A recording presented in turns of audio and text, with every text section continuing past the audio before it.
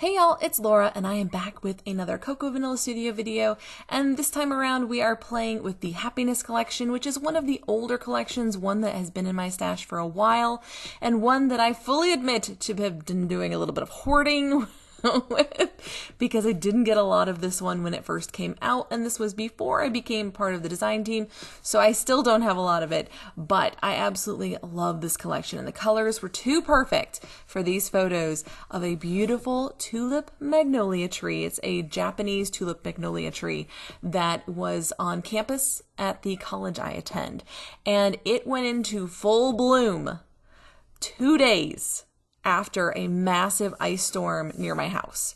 And that's only an hour away. It wasn't that far away. And yet, such a massive difference in temperature and in weather during that time period. So I have this beautiful painty looking background that I've cut right down the center. I will tell you, this is tricky.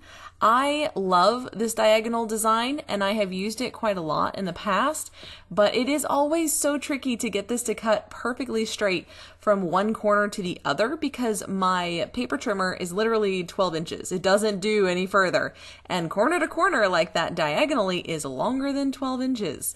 So just like the way they measure televisions, not always width-wise or vertically, it's usually diagonally. It counts a little bit different. It counts a little bit different. So it's a little bit tricky to cut.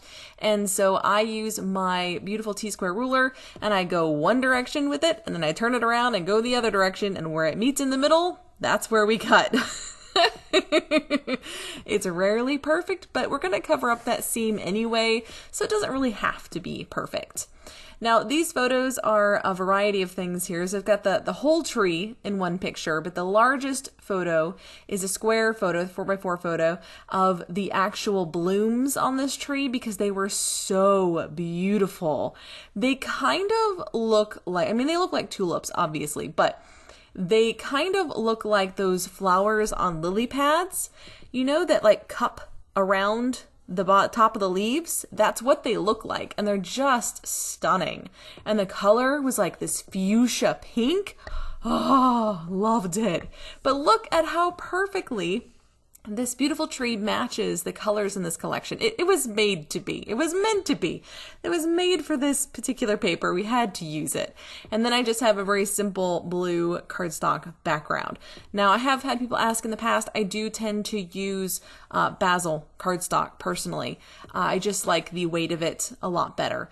And so I'm just using a little bit of the gorgeous painty Happiness and then that navy blue to kind of offset the kind of crazy paintery look at the bottom, and gives your eye a place to rest on the page. So for these photos, I have matted the center photo with a darker color and then gone with a lighter color for the outside photos, and just a very light matte. I didn't go heavy with the layering behind this one or anything like that because it doesn't need it. When you have 3 photos on a page, I don't feel the need to go crazy with multiple layers behind that photo because they're going to stand out anyway.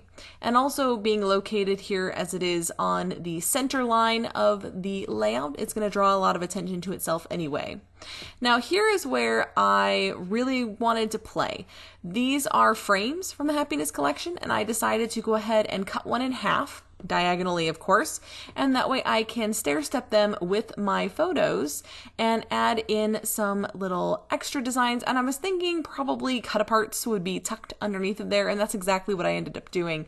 I really like using cut aparts. I think they're a great opportunity to stretch your embellishments a little bit, and so that's where I started. I'm just making sure I like the way that looks before I go and continue to add layers to these frames. And this is probably the most layering that I ended up doing on this page, is just with these frames. I wanted one of them to be this little wreath that had the little lines that you could journal, and then I wanted to have a little word phrase at the bottom. So I'm just playing around with the different sizes of the cut aparts. Now this small one here that I have pulled out is from the, I think it's an A5 paper stack, and it is beautiful. It is so lovely. It fit perfectly into this frame, so I was pretty happy about that.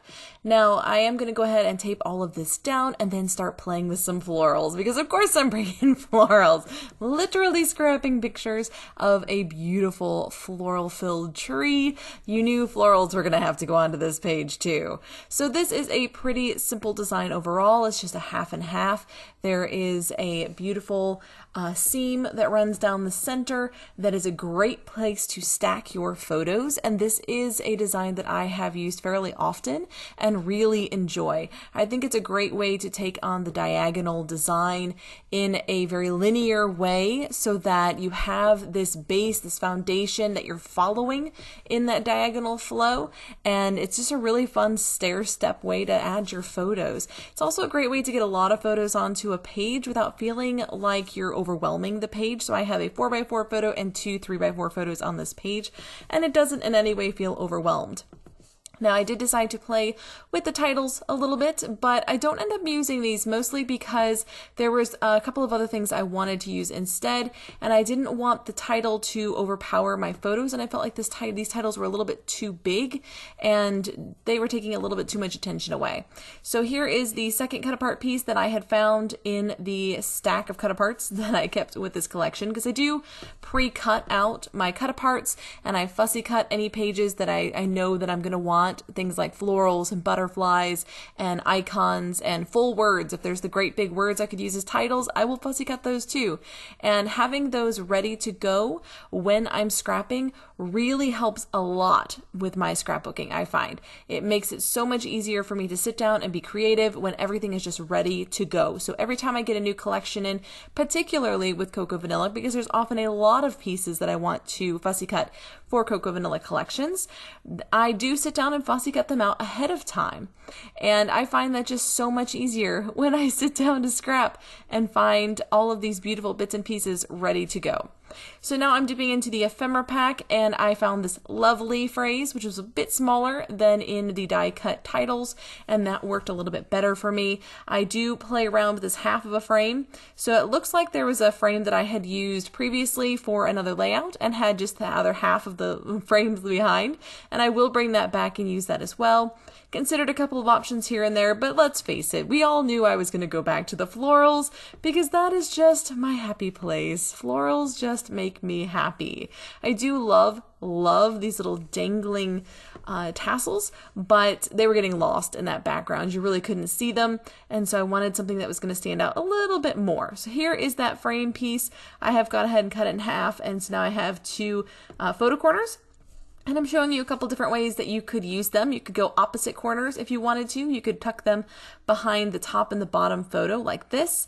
I believe I ended up using them at the corners where the seams of the two halves of the paper run to frame out the layout there. And here are the florals. Again, with the florals, I probably have done some fussy cutting on these, potentially. I don't actually remember if I fussy cut these or if they came like this, but they are stunning, like a watercolor floral. And so I cut this swag in half so that it would fit on the corner side over here in between these two photos, and then tucked in a little yellow piece to cover up the seam. And then I'm going to do the same thing underneath of that lovely. And so I will have two main clusters on this page using a sort of diagonal flow to match my diagonal layouts. Instead of using 3 large clusters, which is very common, I'm only using 2. So you don't have to use 3. Having 3 photos mean that I didn't really need to have 3 clusters as well, particularly because they are stacked on top of each other here.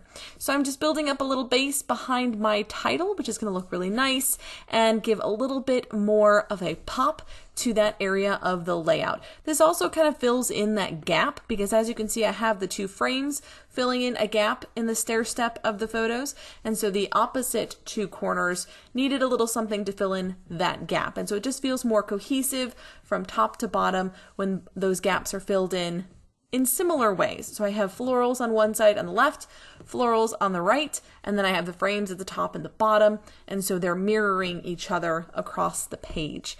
And that worked out quite nicely. Now I will say that going to school has been an interesting experience for me.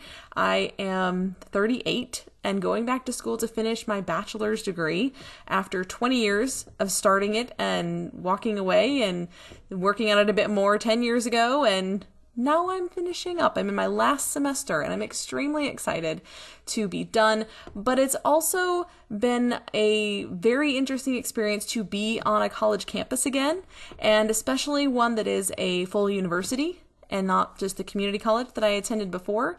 It's a very different experience, a very different atmosphere, and it has been a huge impact on me. I have to admit, it has been very impactful.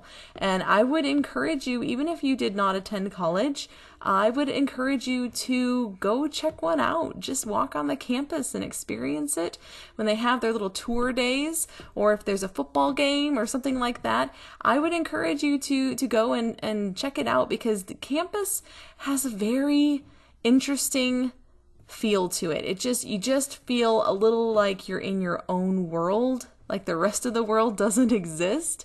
And it's fascinating to me. And on my campus in particular, there are beautiful trees, and there's great little sitting areas and gardens and like hideaway places for studying. And it's just been a really interesting experience, and something that I'm glad I'm getting the opportunity to experience now, even though it's a bit later than I intended to finish this degree. Now I'm finishing off with these teeny tiny little florals that I absolutely fussy cut from a 6x8 or A5 piece of paper, and absolutely love to use for scattering. I think these pop so perfectly on that navy cardstock. They just look so good, like they're bursting out of those big florals, and I think that adds so much to this page. Again, keeping my embellishing fairly simple, but bursts of complicated. So those florals add that complicated edge to it, but they also have the simple frames, so you get a good balance of both on this page. Finishing up with my scattering and splattering. For the scattering, of course, I use those teeny tiny florals. For my splattering, I use Gold Nouveau and ink spray, and that's about it. I hope you guys have enjoyed this one, and also my messy hands. But until next time, bye y'all.